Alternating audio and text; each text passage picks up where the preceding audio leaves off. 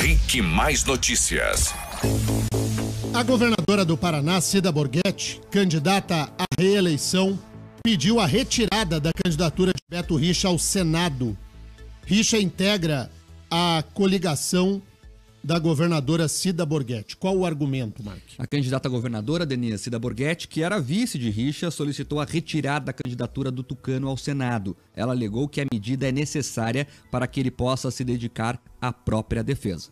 Eu já estou fazendo a recomendação para que ele deixe a coligação, até para ter a liberdade de fazer a sua defesa, né? Ele tem a ampla defesa, de trabalhar, né, na defesa, preservando também a sua família e a sua história, né? Eu acho que nesse momento a decisão é pessoal, mas eu já estou solicitando a coligação aos partidos aliados que ele possa refletir, né, e retirar a sua candidatura, e se os partidos também entenderem, e ele também, né, eu acho que é o melhor caminho para todos. A coligação Paraná Decide analisou e aprovou por maioria o pedido da governadora Cida Borghetti para o afastamento de Beto da chapa. A coligação informou que a determinação foi repassada ao departamento jurídico para que formalize o pedido ao TRE. Em nota, Richa diz que a candidatura dele é irreversível e no programa eleitoral desta segunda-feira ele afirmou que é inocente.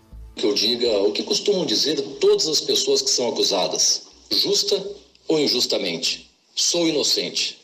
Eu vou fazer de modo diferente. É a justiça que vai reconhecer a minha inocência. O que aconteceu comigo, com a minha mulher Fernanda, com o meu irmão José Richa Filho, constitui, como reconheceu o próprio Supremo Tribunal Federal, um ato de violência, cujo viés político é muito claro. Queriam atingir a minha candidatura ao Senado. Queriam liquidar a minha trajetória política. Queriam me destruir moralmente há muito tempo. Eu mantenho sim a minha candidatura. Compreendo a eventual desconfiança dos eleitores, mas eu peço que se coloquem no meu lugar. Nós fomos presos sem termos sido nem ouvidos. Primeiro, eles querem nos humilhar para depois nos ouvir. Primeiro, eles querem nos destruir para depois nos ouvir. Invadiram a minha casa, aterrorizaram a minha mulher, invadiram a casa da minha mãe de 78 anos. Eu fui vítima do estado policial que alguns querem implantar no país. Tá, e portanto esse foi o Beto Richa no horário eleitoral de ontem. O candidato convocou para hoje, às 10 da manhã, uma reunião com os prefeitos de todo o estado. E terminou ontem o prazo para a Justiça Eleitoral confirmar ou barrar as candidaturas. Segundo o TRE, até a noite de ontem, dos 1.283 processos de registro, faltavam julgamento para 272 processos. E o resultado desses julgamentos devem ser divulgados apenas no fim da manhã de hoje. Ontem também foi o último dia para que os partidos substituíssem os nomes dentro das chapas. Muito bem, vamos por partes. Deixa eu começar pelo gesto da governadora Cida Borghetti de pedir a retirada de um candidato ao Senado da chapa dela. Tirar o Beto Richa da coligação. Isso, juridicamente, terá efeito nulo, zero. Não vai acontecer nada, não muda nada. O ato é meramente político. Uma tentativa da governadora Cida Borghetti de se descolar de Beto Richa. Como se isso fosse possível. Não é porque o nome do ex-governador está na coligação e aí você retira o nome do ex-governador da coligação que isso descola de Cida. Beto e Cida são a mesma coisa, porque os dois foram governo nos últimos anos. Cida é governo. É um ato que eu considero, inclusive, danoso à própria campanha da governadora Cida Borghetti. A construção das alianças com o PSDB, com os prefeitos do interior, essa construção, ela é muito mais articulada pelo que fez o Partido Tucano nos últimos anos e meses do que o próprio grupo do PP, que está há alguns meses na administração estadual. Então eu acho que a decisão da governadora Cida Borghetti é uma decisão de efeito ruim. Para ela, inclusive. Não acho que ela ganhe alguma coisa com isso. Como são indissociáveis as imagens de Beto Richa e Ratinho Júnior. Ou nós vamos dizer que o Ratinho Júnior não foi secretário de Beto Richa e jurou fidelidade canina ao Beto durante todo o tempo. Então não, essa tentativa de descolar-se da imagem do governador, que Cida Borghetti tenta, e vamos ver como que Ratinho vai proceder, isso é chover no molhado. O eleitor não é bobo, não é burro, o eleitor sabe das coisas. Então esses gestos assim, eles são muito mais factoides do que um fato. Uma coisa é o fato verdadeiro, a outra é o factoide. Penso que a iniciativa da governadora Cida Borghetti, ela é muito mais uma pirotecnia política do que efetivamente algo que vá ter algum resultado tanto na justiça eleitoral quanto nas urnas.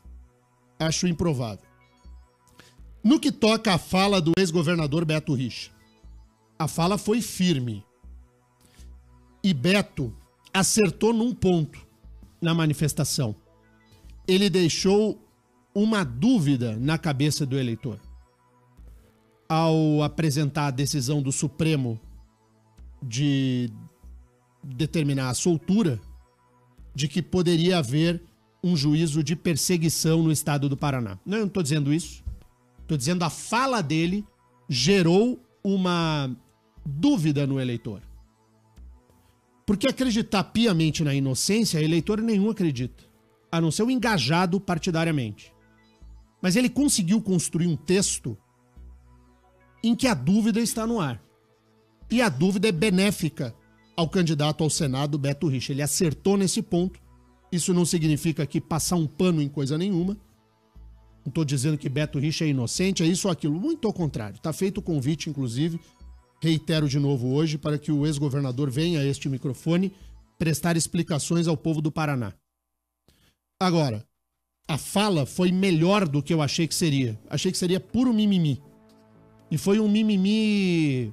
Foi mimimi? Foi. Mas teve um fundo de deixar a dúvida no ar, o que é positivo para ele. Se isso será suficiente ou não para manter o seu eleitorado, nós só saberemos lá em outubro. E por fim, quanto à decisão dos registros das candidaturas no TRE, a candidatura de Ogier Buch, do PSL, foi indeferida pelo Judiciário Estadual. O Ogier ainda não se manifestou se vai ou não vai recorrer desta decisão ao Tribunal Superior Eleitoral. Isso faz parte daquele jogo lamentável da política, em que um dirigente partidário pôs uma candidatura à venda e teve gente para comprar. Tem gente que só tem candidato que vende, que é vendido, e o Ogier lutou demais e tem o meu respeito por isso, porque a candidatura do Ogier foi comercializada na cara dura pelo partido dele, pelo comando do partido dele aqui. A candidatura do Ogier foi vendida na cara dura pelo comando do PSL. Venderam o Ogier. E o Ogier resistiu até o último momento. O Ogier foi posto à venda e não se deixou vender. Mas se você é posto à venda é porque tem quem compre. E quem compra é tão ou mais sujo do que aquele que vende. A corrupção ativa é aquela de quem vai lá e compra. O corrupto passivo é o que se vende. A pena é a mesma. Ambos são corruptos. O comprador e o vendedor. O noticiário hoje está cheio de coisa. E eu tenho certeza que o ouvinte já está bombando aí. Marque. Daniel, o pessoal participando aqui e dizendo que não viram muita diferença do discurso do Beto pro discurso do Lula. Não, mas é exatamente a mesma coisa. A diferença do discurso do Beto pro discurso do Lula é que o Lula, ele se vende a alma mais honesta do país, de que ele é intocável e todo. E o Beto teve foi um pouquinho melhor, mas é a mesma coisa, eu concordo. Ele teve só a capacidade de deixar uma dúvida no ar. de por que ele foi preso sem uma denúncia, sem um julgamento, sem o julgamento em segunda instância. Ele conseguiu construir uma dúvida na cabeça do eleitor que o apoia. Vamos ver se isso vai ter resultado ou não vai, né? Porque a prisão do Beto é muito diferente da prisão do Lula, né? A prisão do Lula é após 2 julgamentos. O Beto nem denúncia tem contra si. Então são fases processuais diferentes da prisão. E me parece que nesse ponto o ex-governador conseguiu plantar uma sementinha. Se ela vai prosperar ou não vai prosperar, sei lá. Daniel, muita gente participando sobre essa questão do OG-Book, que não é mais candidato, segundo a decisão do TRE. O Mário Raposo, o Fernandes, final telefone 4080, comentando essa situação e pedindo para você dar a informação completa, te provocando aqui. Quem vendeu a candidatura de OG? Quem vendeu foi o comando do PSL. O PSL do Paraná vendeu o OG. Eu não quero personalizar que foi o fulano, o Beltrano, o ciclano, porque essa informação eu não tenho. E se tivesse, diria aqui com todas as letras. Mas é o comando do partido, é quem tá sentado à frente da legenda. Quem foi lá vender hoje? Ai, professor, o Denian não diz isso. Como não diz, gente? Você é lançado em convenção, e aí depois você é tirado do jogo pelo próprio partido e vem repassar a decisão como se esta fosse uma decisão do Comando Nacional.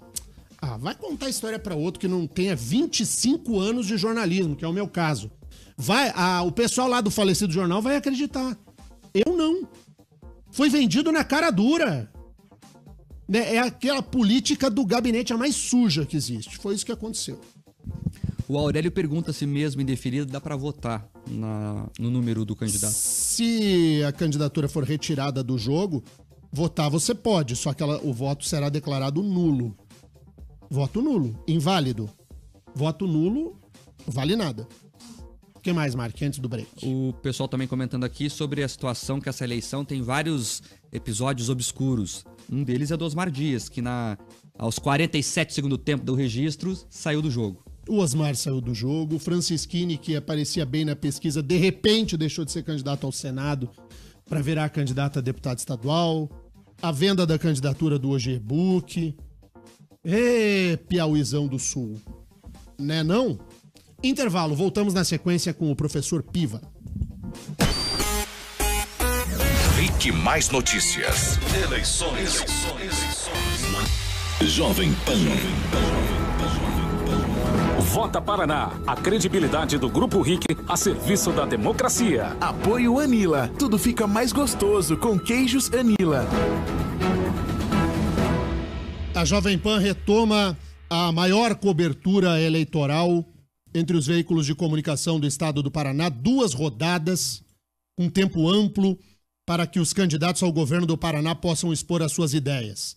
Hoje volta ao microfone da Jovem Pan o professor Piva do PSOL. O tempo da entrevista é de 20 minutos, começa a contar agora. Professor Piva, bom dia.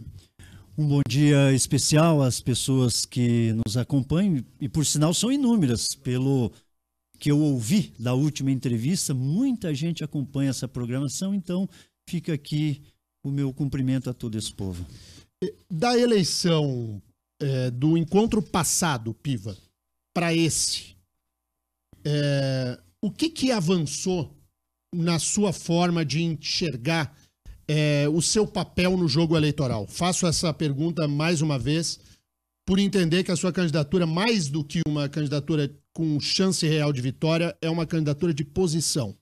Posição partidária, posição ideológica. Ou você entende que o jogo é o mesmo? Eu vou te dizer o seguinte, da última vez que estive aqui, tiveram debates, entrevistas, e vou te falar o que eu ouvi de jornalistas especializados, que todos eles disseram que eu tenho me destacado, pelo menos no enfrentamento de ideias, se colocando de igual para igual com todos os outros competidores nesses momentos públicos, como por exemplo na Universidade de Londrina, que eu lá estive, fazendo esse enfrentamento de igual para igual, no terreno das ideias, do posicionamento, enfim, tem aberto mais possibilidades de diálogo de minha parte. E vou te dizer uma coisa, eu penso que hoje no Paraná eu sou um daqueles poucos candidatos que tem conseguido dialogar com os indecisos, com aquelas pessoas que as pesquisas mostram que são em grande número e que estão desencantadas, estão tristes com a política, e me parece que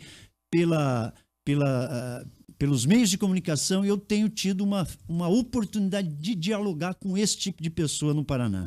Agora, professor Piva, o senhor é um homem simples, é um professor, o seu patrimônio está declarado lá na Justiça Eleitoral, é um trabalhador como qualquer um de nós. De onde está saindo o dinheiro para pagar a sua campanha? Quando vai viajar a Londrina, quando vai daqui para lá, de onde vem o recurso e quais são esses recursos para financiar a sua campanha eleitoral? Dessa feita, estreamos uma modalidade do Fundo Público e eu recebi 15.400 e pouquinhos reais. É com esse dinheiro que nós estamos fazendo a campanha, de maneira que eu tenho feito aquilo que é possível fazer com essa quantidade, que na sua maioria já foi utilizado para produzir e distribuir os programas de rádio e de televisão. Qual é o teu tempo na televisão e no rádio? É bem pouquinho, né? 10 segundos. Então, às vezes eu chego numa emissora, o sujeito olha para mim e diz, olha, o senhor tem 2 minutos para fazer as considerações finais. Eu digo, mas o que eu faço com 2 minutos? Porque eu estou acostumado com 10 segundos, né? Fica complicado. O debate nacional, ele tem sido muito duro com o seu candidato à presidência. O Guilherme Boulos evaporou. O Boulos não tem nenhuma relevância no debate nacional hoje. O Boulos foi relegado a um segundo plano. A esquerda se dividiu basicamente entre os candidatos Haddad e Ciro Gomes, com a Marina um centro-esquerda. O Boulos desapareceu. O senhor continuará defendendo a figura do Boulos aqui no Paraná ou deixa para lá o debate nacional, Piva? Eu defendo, até porque eu entendo que ele realmente é o melhor nome nessa disputa, sobretudo a sua chapa, que tem uma indígena, que é a Sônia Guajajara, é algo muito representativo na história do Brasil. É a primeira vez que uma pessoa representante desses povos originários, dos donos da terra, participa de uma campanha dessa relevância. E aí eu quero registrar o seguinte, que a mídia nacional ela tem afunilado um pouco o debate. Me parece o seguinte, hoje há uma força muito grande em dizer, olha, esse vai, aquele não vai para o segundo turno. Então, isso é que tem predominado, infelizmente, a meu juízo, que tem predominado o seguinte, olha, vote no fulano para não deixar o cicrano ganhar. Eu acho isso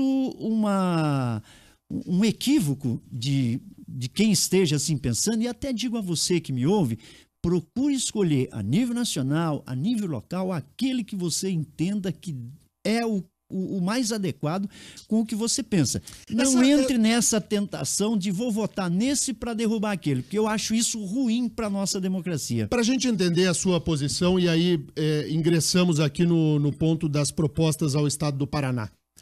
O Guilherme Boulos, ele se notabilizou por ser líder do MTST, Movimento dos Trabalhadores Sem Teto, que protagonizou diversas ocupações e invasões de propriedades urbanas.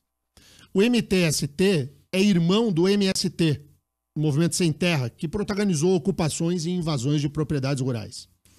O que o Piva pensa sobre invasão de propriedade? Qual é a posição do Piva quanto ao MST e ao MTST? E aí emendo a pergunta, o que o senhor fará se for eleito governador se houver uma invasão?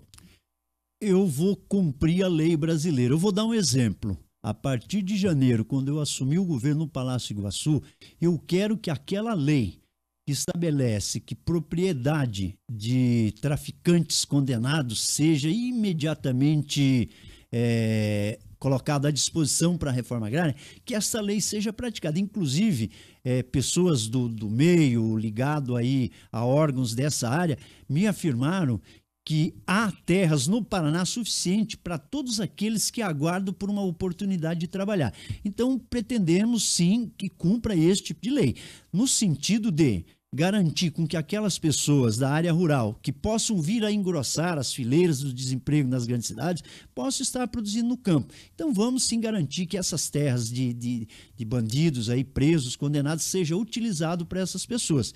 E devo dizer o seguinte, que é algo justo e democrático e registro aqui. Não há país desenvolvido em todo o planeta que não tenha um dia feito a reforma agrária. Infelizmente, o Brasil nunca fez isso. Mas objetivamente, Piva, invasão de propriedade, seja a propriedade rural, seja a propriedade urbana, o ato de um movimento ocupar uma fazenda ou o ato de um movimento ocupar um prédio desocupado. O Piva é favorável ou contrário a esse tipo de situação? Aí temos que debater o conceito. Se tem uma terra abandonada, improdutiva, especulando, não se trata de invasão, se trata de uma ocupação, de ocupar algo que não está cumprindo a lei, ou seja, essa é apenas uma terra improdutiva. Mas essa é apenas, Piva, uma terra improdutiva, eu acho que isso é só uma questão de você trocar um nomezinho para bonito. Porque a propriedade de quem é o dono do terreno, seja o terreno produtivo ou improdutivo. Então, o que eu consigo compreender é o seguinte: se for uma área improdutiva, o Piva é favorável à invasão. Se for produtiva, não. É isso? Eu insisto com você o seguinte, há uma diferença fundamental, que é a ideia daquele que não tem uma terra para produzir possa ocupar algo que está parado. E isso acho absolutamente legítimo que as pessoas façam isso, diferente de quando se trata de algo que está produzindo e tal. E normalmente esses movimentos, eles ocupam áreas que não cumprem sequer aquilo que a Constituição estabelece, que toda propriedade ela precisa ter uma função social, seja no campo, seja na cidade. Mas não é verdade, né? A gente sabe que o MST ocupa, invade, seja a palavra que for, áreas que são produtivas. Nós temos exemplos aqui no estado do Paraná aos montes. Até porque é uma legislação federal que diz que se a área ocupada for uma área improdutiva, ela sai da lista da reforma agrária. Então o MST tem ocupado, ao contrário disso, áreas produtivas. Denis, só para dar um exemplo, Araupel, aqui na região de Quedas do Iguaçu, é um exemplo desse. É um exemplo. Então, insisto nessa questão, porque o MST é um problema a ser resolvido pelo governo do Paraná, porque quando há o pedido de reintegração de posse e a justiça concede, quem tem que tirar aqueles que lá estão ilegalmente é a Polícia Militar. Por isso, insisto na pergunta ao Piva, porque é um tema de interesse dos paranaenses em particular. Olha, pois a Araupel, citada aqui, é um péssimo exemplo de como a terra é utilizada no estado do Paraná. Eu insisto na ideia, é preferível que tenha pessoas produzindo alimento, até porque quem produz alimento é justamente o pequeno produtor, do que ter terras em mãos de especuladores. É inadmissível que em nosso país, por exemplo, seja possível que empresas estrangeiras, grupos internacionais comprem terras no Brasil. Então, nós precisamos rever isso no cenário do Congresso Nacional. Eu acho que é preciso pautar esse debate. Pela soberania nacional, inclusive. Outros países protegem as suas terras. No Brasil, não. Qualquer um chega aí, qualquer chinês chega aí, vai comprando terra, e aqueles que precisam de terra não conseguem ter o seu espaço para produzir comida e alimento para as nossas mesas. Marcos Souza, os ouvintes da Jovem Pan querem saber o que do Piva? Denis, estão perguntando aqui, o Max de São José, candidato, pergunta sobre a sua opinião sobre a doutrinação ideológica nas escolas e universidades e qual vai ser a sua política sobre isso se governador for eleito. E aí eu pergunto para o ouvinte o que é essa doutrinação, porque por todo lado que eu vou, em que ao vivo alguém me pergunta isso e eu respondo com este questionamento, as pessoas não têm o que dizer. E quem está falando aqui é alguém que já tem quase 30 anos de magistério, uma experiência que acumulei, e devo dizer o seguinte: o que precisa na escola é um debate amplo, franco, que vise a formar na nossa criança, no nosso adolescente, a ideia de que do outro lado existe um ser humano. Piva, você é professor do quê? Sou professor de História e de Sociologia. E quando... Deixa eu aproveitar a pergunta do ouvinte, isso é importante. Quando você está em sala de aula, dando aula de História, você apresenta todas as linhas de pensamento ou a linha de pensamento que te agrada mais ideologicamente? Eu apresento todas as linhas e muito ex-aluno meu me ouve neste momento E todo aluno meu sempre teve conhecimento da minha posição política e isso nunca criou nenhum tipo de constrangimento. E quando há professores que não fazem corretamente como o senhor faz? Senhor, vou lhe fazer um elogio. O senhor apresentar todas as linhas de pensamento em sala de aula merece elogio meu e dos ouvintes. Mas muitos professores atuam no sentido diferente do que você faz. Como é que resolve questões como essa? Acho que é essa a pergunta do ouvinte. Só que aí o debate é outro. A questão da formação continuada, da qualificação das pessoas, isso é algo que tem debilidade. Os professores precisam de uma formação mais adequada. Agora, aqueles que fazem essa afirmação que na escola existe uma doutrinação, eles estão absolutamente equivocados. O que existe na escola hoje é um predomínio do senso comum, é um predomínio do desrespeito em relação ao outro como ser humano. Nós estamos falando de um país que é um dos mais violentos do mundo. Nós temos a condição de matar em torno de 60 mil pessoas por ano, muito mais do que a Síria mata por bombardeio. E parte dessas pessoas são mortas por ser mulher, por ser negro, por ser LGBT. E é na escola que nós devíamos alterar isso, e isso não tem sido enfrentado adequadamente. Nós estamos criando pessoas violentas, agressivas, e o resultado aí está. Eu sonho com uma outra educação emancipadora, que permitisse em todos os sentidos garantir com que a criança e o estudante desenvolvesse uma visão de mundo diferente dessa que aí está violenta e agressiva. Candidato, esse assunto movimentou os ouvintes, eles perguntam aqui sobre isso ainda, se o senhor, por exemplo, ensina sobre capitalismo em sala de aula. Em história aparece capitalismo, aparece socialismo, aparece anarquismo. Não sou eu que ensino, é o próprio livro. Nas minhas aulas, o que eu ensino e insisto é que o aluno, ele próprio, faça o seu raciocínio. E tem um monte de ex-aluno meu que podia até entrar aqui no Facebook da Jovem Pan, que certamente vão atestar isso que eu estou dizendo.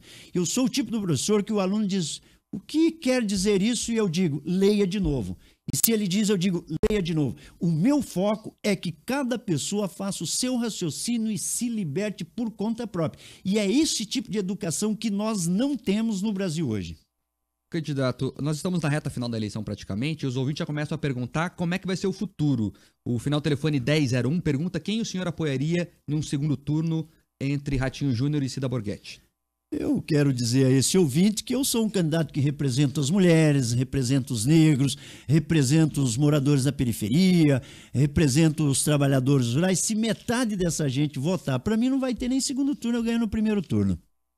No caso de um eventual governo PIVA, o PSOL é um partido pequeno, não teria como construir uma maioria na Assembleia. Como é que o senhor dialogaria com os políticos tradicionais que o senhor tanto rejeita? Ao assumir o governo no ano que vem, não quero maioria na Assembleia. Eu quero os 54 deputados fazendo aquilo que eles nunca fizeram na vida, que é fiscalizar o gasto de dinheiro público. O dia que tiver essa prática, nós não teremos a necessidade de roubar dinheiro de escola para poder comprar deputado. Todos acompanharam com tristeza essa semana um ex-governador preso. Entre os motivos de sua prisão está o que mesmo? O desvio de recursos. E entre o principal motivo para desviar recursos é o que mesmo? Para comprar deputado.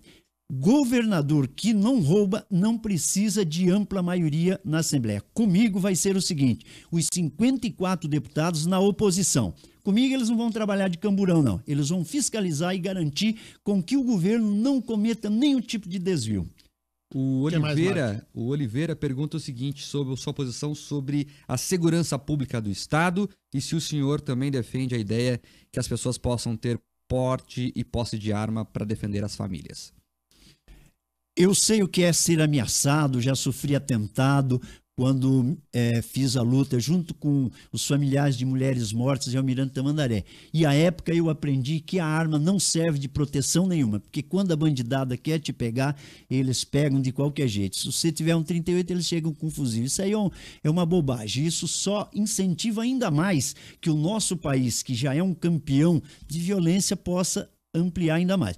No nosso governo, queremos o investigador investigando e não fazendo o papel de babá de preso. No nosso governo, vamos recuperar essa destruição promovida pelo governo Beto Richa, Cida Ratinho, em relação à polícia científica. Eles praticamente sucatearam essa polícia.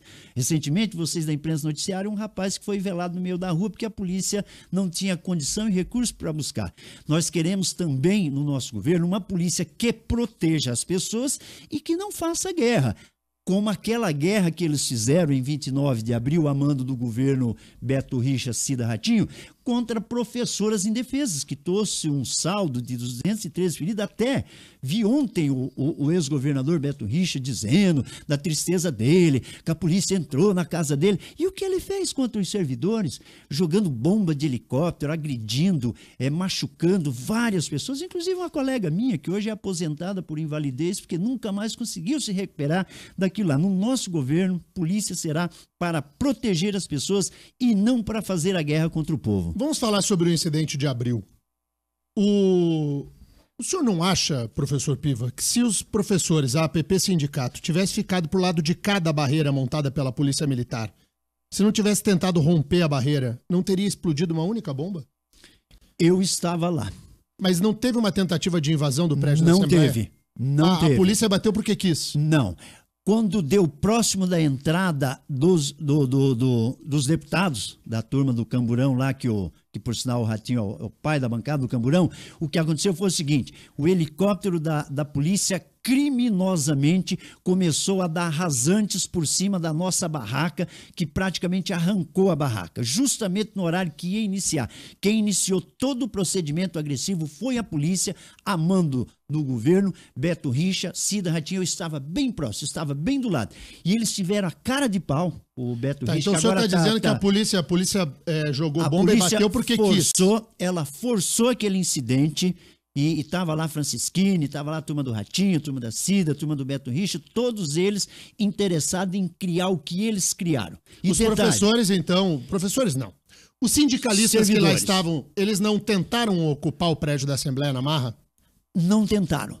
Quando isso ocorreu, então foi assim, no dia anterior. Na sua opinião, a polícia foi lá e bateu porque quis? A polícia foi lá com firme propósito de fazer o que fez. Amando desse que, coitadinho, agora chora porque entraram na casa dele e prenderam a mulher dele. Eles criaram esse ambiente e tiveram a cara de pau no dia de mostrar umas imagens de estudantes como sendo terroristas. E depois foi provado que eram estudantes de enfermagem da Universidade de Ponta Grossa preparando um líquido para proteger o nosso olho. E quem está nos ouvindo, que não esteve lá, eu vou lhes dizer, tinha necessidade de ficar mais de 2 horas bombardeando? Nas primeiras bombas não ficou ninguém. O helicóptero sobrevoava, parecia uma guerra do Vietnã. Nas primeiras bombas todo mundo sumiu e mesmo assim eles continuaram. Todos viram aquela cena do choque pisoteando uma mulher, por sinal a professora Ângela, que é da minha campanha, desnecessariamente. Bom, o tempo esgotou. O tempo de 20 minutos já foi alcançado aqui na Jovem Pan. Eu vou com o professor Piva lá para a RIC TV Record. Aqui tem um intervalinho. Na volta, mais notícias no RIC Mais Notícias. Quem quiser ouvir mais do Piva, liga agora lá na TV. Obrigado pela presença, Piva. Agradecer e pedir para as pessoas que estão indecisas, comparem, pesquisem, venham conosco. Muito bem, já voltamos. Eleições. Jovem Pan. Vota Paraná, a credibilidade do Grupo RIC a serviço da democracia. Apoio Anila. Tudo fica mais gostoso com queijos Anila.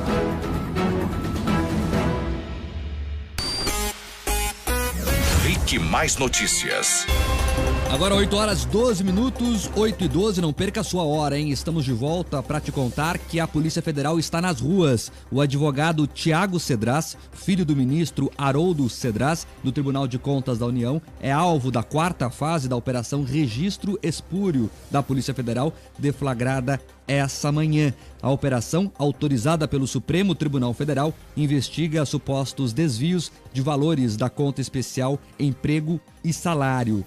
O apartamento e o escritório de Tiago Cedras são alvos de buscas. O sócio dele, Bruno Galeano, é alvo de mandado de prisão temporária. A PF chegou a pedir a prisão de Tiago Cedras mas o STF indeferiu. E Marcelo de Lima Cavalcante, chefe de gabinete do deputado federal Paulo Pereira da Silva, o Paulinho da Força, também é alvo de mandado de busca e prisão temporária. São 16 mandados no total, 9 de prisões temporárias em Brasília, Goiânia, Anápolis, São Paulo e Londrina, aqui no interior do Paraná. Então essa quarta fase da operação Registro Espúrio também alcança o Paraná, prisões em Londrina. Aliás, como tem operação de combate à corrupção em Londrina, hein, Tê? Londrina, que é o berço da Lava Jato, vale lembrar ao ouvinte que tudo começou em Londrina. Alberto Youssef, o principal doleiro da operação, o que começou a desemendar tudo é de Londrina. Todo o esquema começou com o José Giannini, que é da região de Londrina. Agora mais um caso de corrupção envolvendo Londrina aqui no norte do estado. Agora 8h14. E depois de visitar o ex-presidente Lula na sede da Polícia Federal aqui em Curitiba, o candidato à presidência Fernando Haddad declarou que Lula vai orientar um possível próximo governo petista. Isso de dentro da cadeia. O mesmo discurso já havia sido apontado pela presidente do PT, a senadora Gleisi Hoffmann. Ela afirmou em entrevista ao jornal Valor Econômico que Lula vai conseguir a liberdade depois das eleições e vai ter um papel importante e grande no governo de Haddad. Nesta segunda-feira, Haddad afirmou que Lula é um interlocutor permanente. Eu, em geral, concordo com tudo que a presidenta do partido fala, sobretudo no que diz respeito ao presidente Lula. Nós visitamos como advogados do Lula, temos total comunhão de propósitos em relação a ele. É um interlocutor permanente de todos os dirigentes do partido e nunca deixará de ser. Não temos nenhum problema com isso. Enquanto os outros partidos escondem os seus dirigentes, nós temos muito orgulho de ter o Lula como dirigente, como o maior estadista que esse país já teve. Não vamos jamais abdicar. O presidente Lula estará conosco permanentemente. Não há nenhuma dificuldade em admitir isso. Permanentemente conosco. Na última pesquisa desta segunda-feira, Haddad aparece nas pesquisas em segundo lugar, com 17%. O candidato Jair Bolsonaro lidera a disputa com 28%. Agora vamos trocar em miúdos aqui o que disse o Haddad, para o ouvinte que por acaso não prestou atenção. Ele disse que quem vai comandar o governo é o Lula de dentro da cadeia.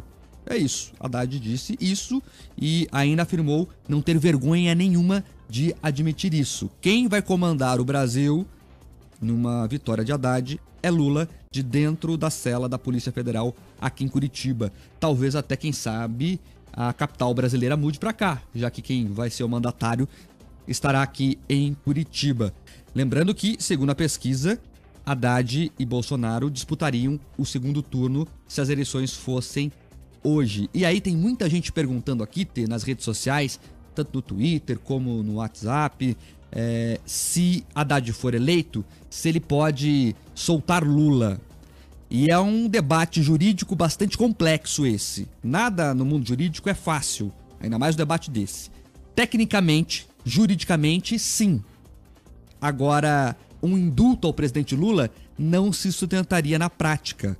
O que acontece? O indulto é quando o presidente, por questões humanitárias, traça linhas gerais sobre quem poderia ser solto e atenderia a um grupo específico de presos. Um exemplo, tantos presos que já cumpriram um tanto da pena, que por esses crimes, então é bem específico, e vai atender ali um número de presos específico. É difícil fazer o indulto para uma pessoa só, até porque recentemente o STF já, inclusive, rejeitou o indulto no fim do ano passado. O ouvinte lembra, Temer tentou dar um indulto de Natal aí bem generoso, que atenderia inclusive corruptos presos, e o STF depois foi lá e indeferiu essa decisão do presidente. Então, tecnicamente, juridicamente, Haddad, como um virtual presidente, poderia tentar dar um indulto a Lula, mas essa decisão não se sustentaria, segundo vários juristas ouvidos aqui pela equipe do Rick Mais Notícias.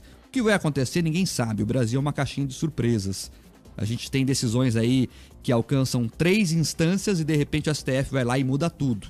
Então, vamos aguardar para ver. Tecnicamente é possível, mas a aposta dos penalistas ouvidos aqui pelo Rick Mais Notícias é que isso não tem sustentação argumentação e que o STF não permitiria que isso acontecesse. Agora é esperar para ver o que vai acontecer. 8h18 agora, lembrando aos ouvintes que nós estamos na segunda sabatina de candidatos ao governo aqui do estado. Hoje o entrevistado da vez foi o professor Piva do PSOL. Amanhã, quem será o entrevistado da vez? Amanhã nós receberemos o Dionísio Marinho, do PRTB. Então você já acompanha aí cedinho através do nosso canal no YouTube, youtube.com/RicMaisPR, e também pelo portal ricmais.com.br. Lembrando que todos os dias você pode acessar lá a nossa página no portal ricmais.com.br e você pode assistir todas as entrevistas, tá? Então o nosso podcast em vídeo fica salvo lá no ricmais.com.br e também no canal do YouTube, youtube.com/ricmaispr. Amanhã tem Dionísio Marinho, depois de amanhã, na quinta-feira, tem a Cida Borghetti do PP, e essa semana, sexta-feira, fechando aí a semana, tem a Priscila Ibarra Guimarães do PCO. Tá? Ela que foi a única candidata que não participou da primeira rodada, né, da sabatina. Agora já está confirmada aí para sexta-feira, dia 21, a Priscila Ibarra Guimarães. Lembrando que as eleições do Grupo RIC, a gente está fazendo essa grande cobertura. Você pode colocar a hashtag Vota Paraná em qualquer rede social e mandar para cá sua pergunta também. E tem o patrocínio da Anila. Tudo fica mais gostoso com os produtos Anila. Fechou? Fechou. Então, é isso aí. Vambora? Vambora. Amanhã a gente tá de volta cedinho aqui no RIC Mais Notícias. Até lá. Tchau. Tchau.